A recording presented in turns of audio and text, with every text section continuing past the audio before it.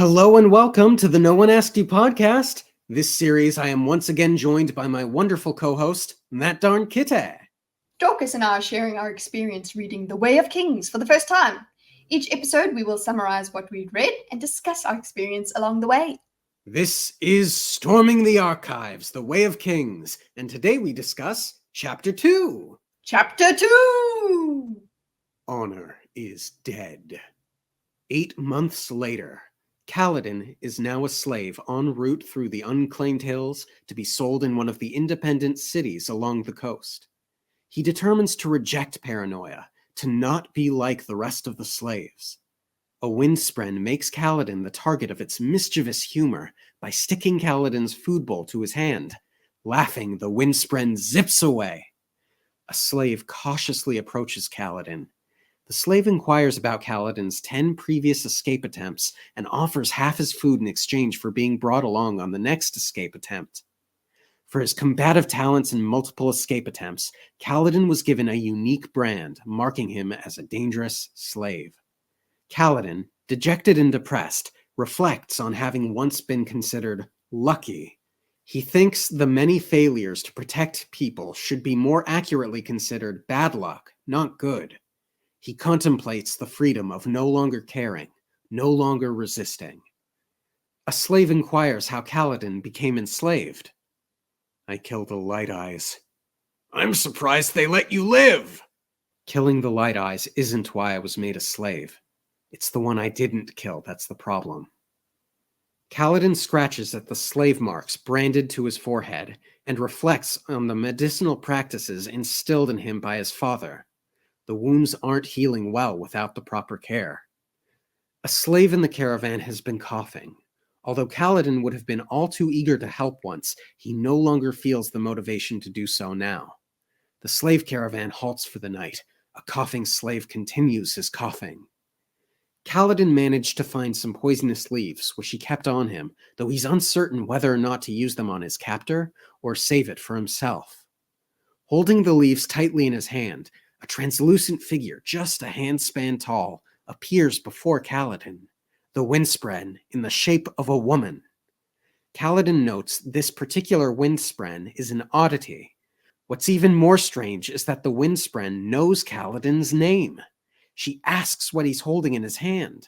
Some Spren can mimic voices, but they certainly don't speak, let alone recognize names. No one else seems to have heard the Windspren, though that's not so unusual. Kaladan and the Windspren speak.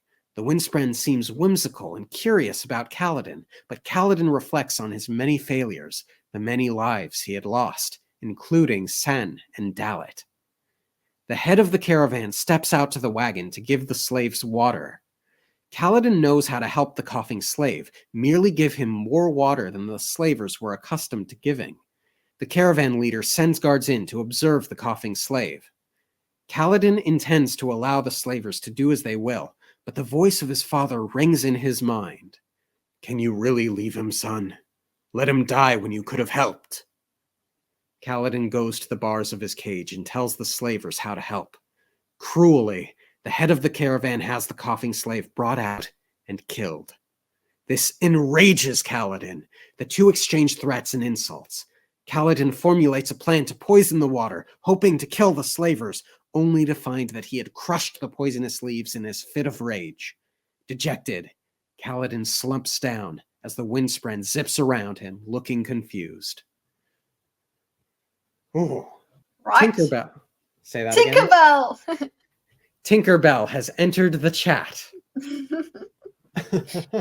Absolutely Tinkerbell, indeed. There's mischief all around. I like this character. So much.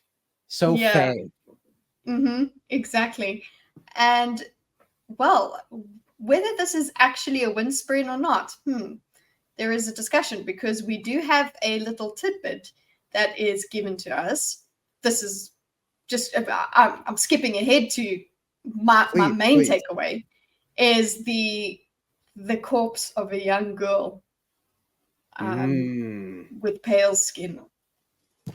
Yes, that was such a specific line for Kaladan. That's the core. That's the anchor to his being, right? Whoever this girl was to him, that is what makes him, right? Okay, I didn't take that. I thought of the Windspren as the spirit of that girl. That's what I took. Gotcha. Interesting. I like that. Because it's just Souls can become spren. Yeah, that's what I'm thinking. Because she's been around, she knows him, and she's also confused, and that makes me think of ghosts not who don't know they're dead kind of thing. Interesting. Ooh, interesting. The passage we're referring to is, they were all dead, Sen and Dalit, and before that, Tux and the Takers, before that, Tien, before that, blood on his hands, and the corpse of a young girl with pale skin. So that I agree with you there. That is, it's all the way back. You know, that's a core memory that he's going to. It's very far behind him. So I agree with that. That is part of who he is. It's like all of his failures. Yeah. But you're not certain that the relationship is what I've made it out to be, just that it is a core memory, just not quite to that degree. No, I do think it's a core memory, and yeah, that's who he is. But I'm just made a connection between that girl's corpse and the appearance of the spren. Yeah, right. And which I love.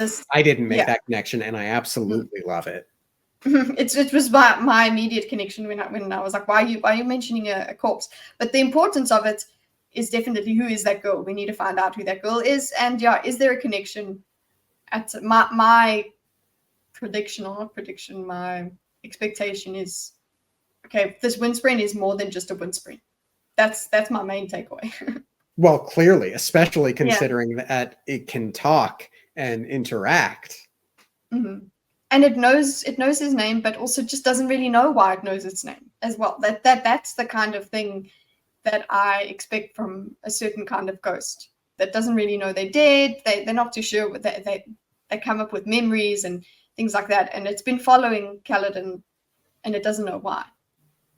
So yeah, that. But I really enjoy. The thing is, also we had the thing of blood on his hands. So did he kill this woman, this girl, or was he trying to save her and something happened or whatever? Excellent question. Yeah. It just adds to this chapter. It teaches us a lot about Kaladan, but also makes us question even more. We want to know the rest of his story. We had that introduction in the previous chapter from another person's point of view. Now we're in his mind, and there's all these little things that are dropped there, like his father and all of that. Yes. But while we're on the topic of the Windspren, there's such an innocence to her that you might expect from a fey creature like this, I think. Not to say that there isn't that mischievousness. There's that little bit of poutiness. You're rude kind of thing. But even at the end, she's like zipping around confused as to what happened being the death of the slave.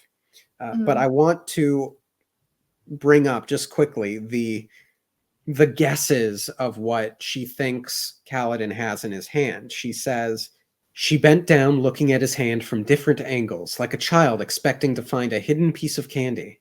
What is it? Her voice was like a whisper. You can show me. I won't tell anyone. Is it a treasure? Have you cut off a piece of the knight's cloak and tucked it away? Is it the heart of a beetle, so tiny yet powerful? I really wanted to ask you, what do you think Sanderson is doing with those two specific things? Obviously, they seem so whimsical, right? A piece of the knight's cloak, which seems metaphorical to me, like the concept of night. Is he holding like a darkness there in his fist? And then the heart of a beetle, so mighty yet so powerful. Like, those are both characteristics that Kaladan could be grappling with, because Kaladan seems to be a character of tremendous strength and will, and he's at his lowest point. So there's whimsy in those lines, but they mean something. And I want to know why Brandon Sanderson picked those two specific things. What do you think? Yeah, I don't have answers as to why, but I also was curious. I'm actually surprised I didn't highlight them. I think I was thinking of highlighting it because I was like, that's kind of, it's weird, oddly specific that they are mentioned in that way. But then also, I suppose if you're thinking literature-wise, literary things, what is he doing? The Heart of a Beat's also tiny. It's so powerful. He's got a little bit of, he has hope, so it's tiny but powerful. Hope is tiny but powerful. The piece of the knight's cloak and tucks it away. What would you take? Yeah, that is, he's holding poison. So I don't know, the darkness. That could mean the darkness. Yeah, I like it. I don't know what to do with it. There is whimsical insight there, and Yes.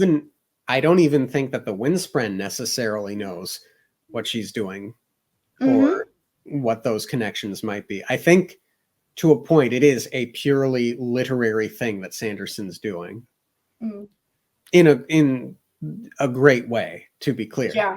Yeah, I think it is really well done. That actually does take me to like one of my first notes, actually, is that we've skipped his breaking out, his attempts at escaping. We've skipped several of them, 10. A lot. He says he has given up and he's resigned himself to not fighting and all of this, but you can see that that's not true. As much as he says that to himself, we just have the brand that is left there. That okay, fine. He is dangerous. That's all we've learned about his escape attempts. He's now been branded not only a repeat escapee, but also he's dangerous. So that's stuck on his head forever. But yeah, he's supposed to have given up. So that's what makes me think of the Heart of a Beetle. It's tiny. He's got he has these little bits of hope that are still in him. Yeah. So that's the connection I made. As we transition, can we take a moment to say how cruel it was of Brandon Sanderson to make me like Dalit and Sen so much? Yep. Only to do that to them? Yeah, they died off screen, basically. They faded to black, and we don't, you know what, I'm sure we'll find out at some point how it all went down. But it's just like, you know what? Nope. Yeah, it certainly does empower the connection in this chapter. It does, yeah. And it was 8 months ago. So we were right in the thick of it. You know, that previous chapter, we were right in the thick of it, in the thick of the battle, and had that basically that, oh my gosh, ending. And then it's like, 8 months later. It's very good. So good. And then speaking of that particular battle, so Kaladan is referred to as a traitor, I think. A deserter. And a deserter. I remember, because we had it from Sen's point of view, he was fighting for Bright Lord Amaram's side, I believe. So, and then he thought about the battle as some other person encroaching on their land, right? Something to that effect. So it sounded like Sen and Kaladan were not fighting on the side of the aggressor in that situation. Defense. Yes. Yeah, which makes it hard for me to imagine that Kaladan was fighting for the side that was a deserter. So I'm wondering if that deserter element is in reference to something else that we haven't learned about yet. But like, I wanted to connect it to that battle, but I don't think it fits. Yeah, it doesn't. Yeah, I didn't even think of that. So I'll say that I'm not convinced it was like, because they were fighting for this lord, they are deserters. They are considered deserters. Something else is I feel like something else is the reason he's called a deserter. That's where I'm leaning to. Back to Tinkerbell for a moment.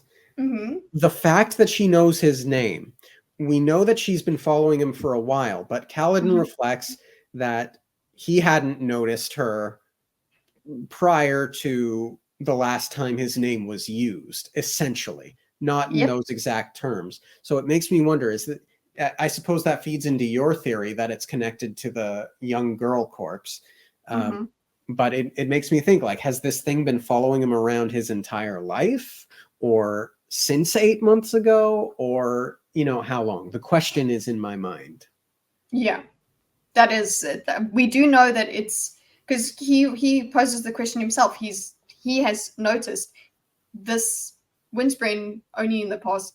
He knows that it's been around for a while, so he thinks of it just as normal Windspren that sticks around where it's unwanted. But the thing is, he notices that nobody has said his name in a very long time. So that does lend itself to my sort of theory. I don't know about his whole life. Maybe with this defeat or whatever, this hopelessness, the Windspren kind of takes form, or well, the spirit takes form because of this.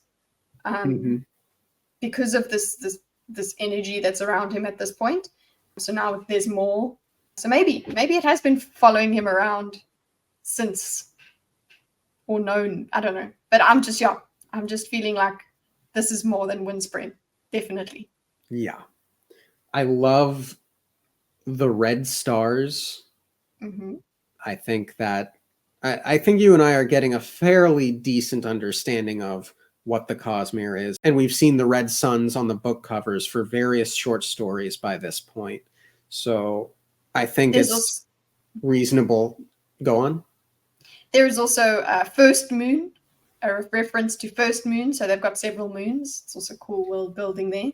Yes. And what was it? Was the moon purple, I think? Yeah. Or violet? Yeah.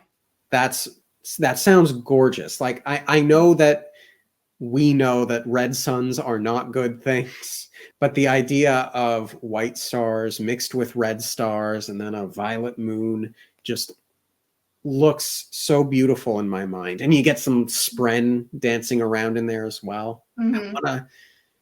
There are some fantasy worlds I would never want to go to, like Westeros. And the jury is still out on this world because I don't know enough about it. And obviously we're at the start of the story, so we know bad times are a-coming. But I really want to see this world. Right? Yeah. More of the world building to note on is that the weird grass, basically, like that runs into its shell. Like it recedes. So that's a cool idea. And also speaking of shells, we have Mirelurks in this chapter. Wait, is that a word that is a reference I don't know of? Yeah, okay, I thought so. In the Fallout series, Mirelurks are mutated. What are they? Not crabs. Let me look it up. Crustaceans. Yeah, which are, what are they called? What are they called in this? I should have highlighted it. The Chulls. They're so the Chull. That's the name. Chulls. Yeah, and they're slower than horses, but I suppose they're kind of used like oxen. It sounds like. Yeah, and they eat grain. It's so weird. But yeah, we got some of the slaves are thieves of Chull, and they would never steal a horse because horses are for light eyes, I suppose. Yes, and you're likely to be hung. If you steal horses, but the punishment for a Chull, less severe. Yeah, just slavery. Yeah, just another one thing that I also wanted to just remind us of from the beginning of the chapter is, those, I suppose, what we can call epigraph things. We're still getting these, what do you call it? These collections of people before they died, the samples and whatever. And one of the things I just noticed, like, they're all before disaster. It's not like they're recorded where it's like, Granny just had a last thought about, turning off the oven and then died. It's all like seconds before disaster sort of thoughts. Right. Oh, you've forsaken me, that sort of thing, like, oh my God, kind of thoughts. So, yeah. Thanks for that. Maybe that leans towards that. I don't want to go to this world. I want to see it. So we'll look through a window, but I'm not going to set foot there. Yeah. Also, we've got the chapter title, Honor is Dead. And he literally, we can roll credits because he does actually say something close to that. Honor died 8 months ago. What on earth happened 8 months ago that he says Honor died? Is that we know that he's got these failures of his dead friends, but I want to go back to that 8 months ago. Tell us. I want that flashback. Yeah, I mean, presumably it would have to do with whatever happened at that battlefield, right? Mm-hmm. With the shard bearer, and it's, for me, I'm like, listen, if he landed up running from the shard bearer, which I don't feel like he would have, but if he did, it makes sense. I don't feel like retreat is desertion. I don't feel like he's the kind of guy that would desert. It's more like he would retreat and then go back. And retreat, for me, just is not desertion. So don't call Kaladan a deserter yet. Yeah. I need more proof. Yeah. And that passage you were referring to was this. Coming this way was dangerous. These lands were ruled by nobody, and by cutting across open land and staying away from established trade routes, Tuvlakov could easily run afoul of unemployed mercenaries, men who had no honor and no fear of slaughtering a slave master and his slaves in order to steal a few chols and wagons. Men who had no honor. Were there men who had honor? No, Kaladan thought. Honor died 8 months ago. Also, yeah, she'd been following a long time. Just going through my notes here. Just part of the she's been watching him before. She goes, "You've been tired before," and he goes, "I failed, spirit, whatever, all of that." That's the Spren is the young girl in my mind. Also, what do you think of this thing of Kaladan thinking he's given up and having resigned to his fate, but actually he hasn't? Yeah, well, clearly he hasn't. When the instinct kicks in, the core being, when he has the opportunity to help, he does. Which leads me to a question for you. Am I jaded? I knew right away, the second the guards came out, that coughing slave was going to die. I did too.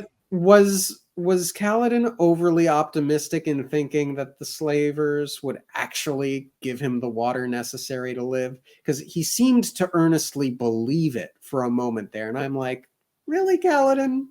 Really? He hoped. He hoped. And I think that is also why his reaction was so explosive and emotional, because he did seem to think that, okay, he's been listened to. And that's another thing. He as much as he's got to, he said he's resigned himself to what he's got to be. He doesn't think like a slave, because a slave knows that anything he says doesn't make a difference. But when he says that, he thinks that this person's going to listen. He still has that residual. After 8 months, he still has this thing of, oh, well, I've told this person that they can help this person, the guy. Of course he's going to. And also he does have the thing of, oh, well, the guy's sickness isn't catching, it's past the catching phase. All of this makes sense to Kaladan, that you don't have to kill the guy. But yeah, I don't think he's stupid. I think he just had hope. Yeah, I think it was a moment of naivety. I think he's probably generally a bit more, what would you say, down to earth than that, or a bit more worldly? Yeah. Yeah. But it was very much that instinct driving him to help a person who needed help. But it serves to endear one to Kaladan, certainly. Yeah. You really do learn as well a lot about him. Like he's got speaking of endearing things, like he's got his father's voice in his mind, and he also has all of this knowledge about herbs and things like that. Like we did have that told to us earlier. He's a doctor. In the previous, but he's got extensive knowledge. It's not just that he's good with bandages because he was on the battlefield. He was taught this from young. Yeah. And also we have a reminder that he can read glyphs. So that also just makes me go, okay, well, what kind of advantage will this give him going forward at some point? Because look, call me naive, but I don't feel like he's going to stay in this situation. Something's going to change. And at some point, it just hints at the certain advantages he may have going forward. The knowledge that he goes, like, because we get reminded he reads somebody else's glyph of where they came from, basically. Right. And it begs the question yet again, this man of contradiction, so to speak. He's a Dark Eyes, and yet he can wear pants. He's a Dark Eyes. I'm presuming that they generally aren't able to read. So yeah, he goes, even in this, Kaladan failed. He says this about when he dropped the poison, the bane, Darksbane, or whatever it is. He says even in this, Kaladan failed. So he really is contending with failure in this chapter. He really is. That's no secret. There's a lot of I failed, Spring. Must you torment me?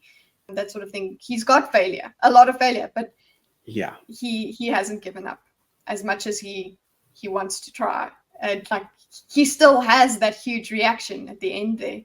Yeah, there's very much a depression going on that he's going to have to battle through, I think. Yeah. And he even contemplates unaliving himself with the poison leaves, but he thinks to himself, surely I haven't gone that far, have I?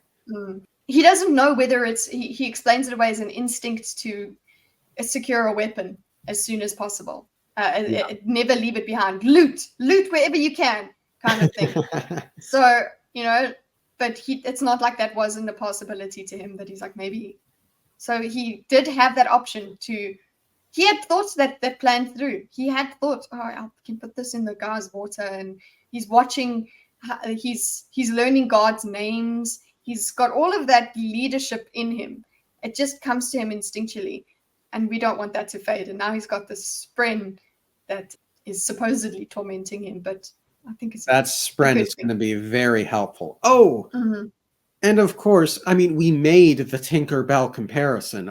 Obviously, first thing we said, what does that mean for Kaladan? Is Kaladan a Peter Pan type of character? Yes, I did wonder about that. I don't. Well, I suppose we have the naivety over there, but Peter Pan's also a hero. So yeah, jury's out on it. We have to see where he goes with his character and learn more about him. My last question is, does your printed book have sketches?